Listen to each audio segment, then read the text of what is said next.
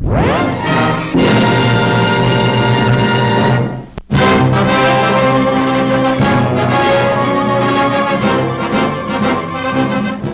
Washington, a giant Soviet bomber stands poised for flight.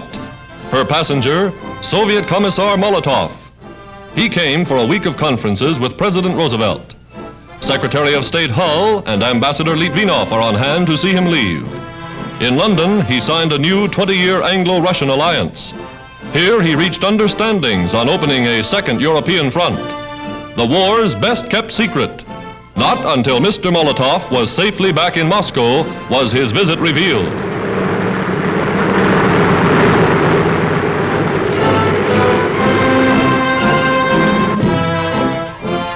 Secretary Hull and Mr. Litvinov signed the protocol, promising ever-increasing supplies to Russia. A new working agreement between two of the greatest nations in the world.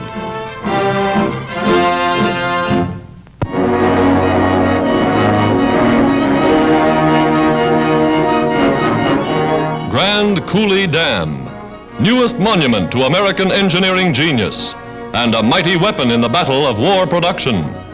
Today, the giant power plants, biggest in the world, begin to hum as for the first time the spillways begin to flow.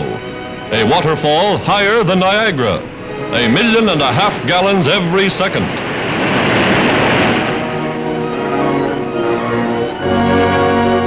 The Columbia River, harnessed to irrigate 1 million acres of farmland.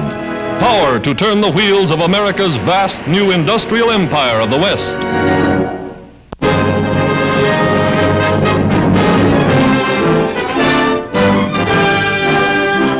At the White House, a Marine Guard of Honor for George II, King of Greece. Arriving by clipper from Cairo, he's welcomed to Washington by President and Mrs. Roosevelt.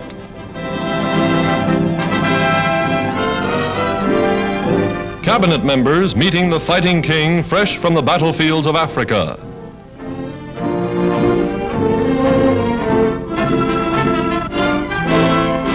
He faces a barrage of cameras as calmly as he faced the foe.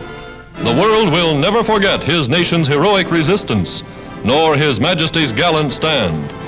Today, he seeks war supplies for Greek forces still fighting as United Nations allies.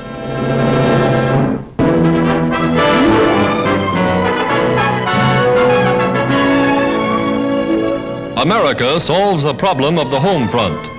Mothers employed in war industries now leave their small children in nursery schools during working hours. Taught to live in a strange, new, ever-changing world, the tiny tot's work and play is carefully supervised. Mother's mind is free to work when she knows her youngster is receiving the best of care. Today, some 2 million women volunteers are enlisted in the nation's war industries. By the end of the year, there will be 4 million.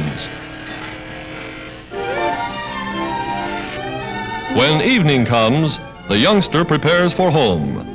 Her day's work done, mother stops by to pick him up. America safeguarding the health and welfare of its young, while mother helps win the war.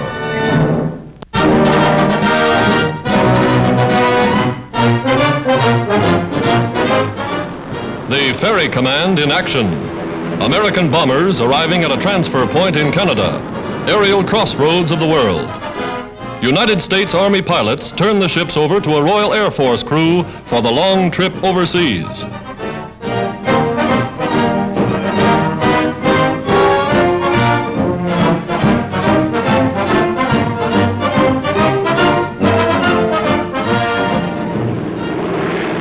Down the runway, outward bound. Canada, Britain, and the United States launching the greatest sky offensive the world has ever seen.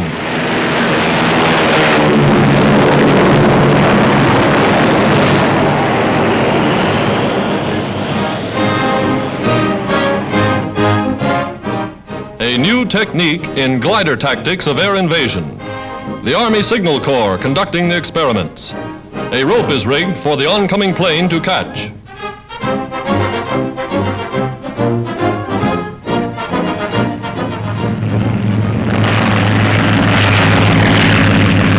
Here's how it's picked up without the towing plane having to land. Latest development in glider warfare.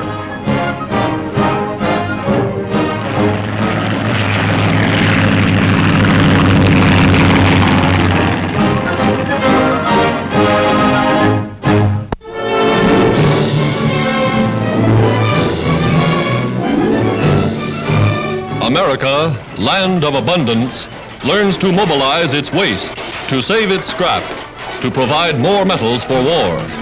Tin cans, collected in one citywide salvage drive, total more than 1 million pounds. A 55 carload contribution to the United Nations war effort. When processed, these cans will provide 11,000 pounds of pure tin, thousands of pounds of copper, both vital metals in the production of armament.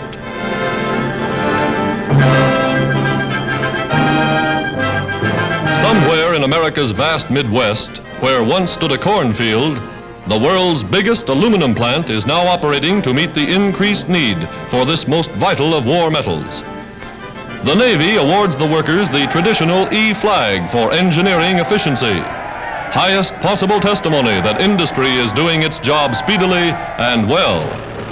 So huge is the plant, motor cars hurry workers and parts from one end to the other. Humming 24 hours a day, the giant mill consumes huge bars, reducing them by chemistry, electricity, and metallurgy into aluminum ingots, which subsequently are rolled into long, thin, tough sheets of silvery metal.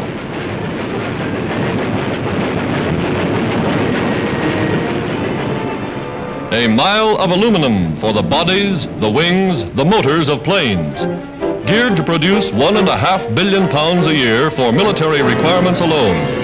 South America now sends 75% of the bauxite ore from which this 20th century metal is made. When it comes to getting things done quickly, American industry stands supreme. America is winning the battle of production.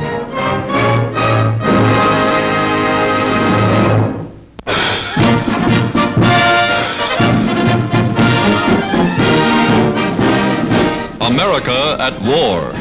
In New York, masked flags leading 500,000 marchers in the greatest patriotic and military demonstration ever seen in this or any country. Flags of the United Nations, signifying the unity of the 28 countries aligned against the Axis. Soldiers of Britain, and women too, thrilling the 5 millions that line the sidewalks for the 12-hour procession.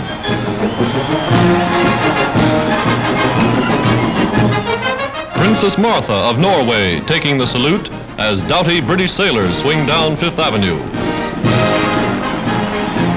The King of Greece, Philippine President Manuel Quezon, a nation anxious to reveal its ever-increasing strength.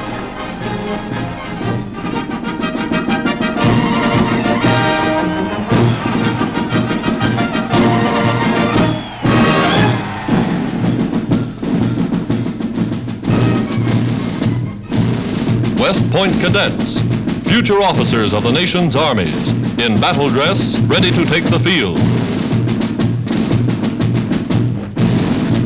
Legions of colored troops, dramatic, living symbols of America's solidarity, America's unity of purpose. Today, these troops march to the cheers of their countrymen. Tomorrow, they will be on their way to the far-flung battlefronts of the world.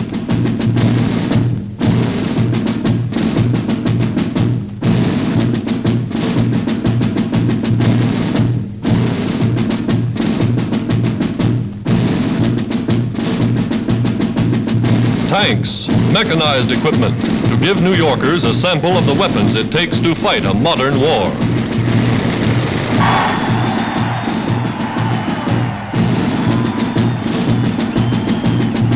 For miles, for hours, even into the night they march. Workers in armament industries joining the procession, the home front organized for war. All America on the march, flying the battle flag that has never known defeat.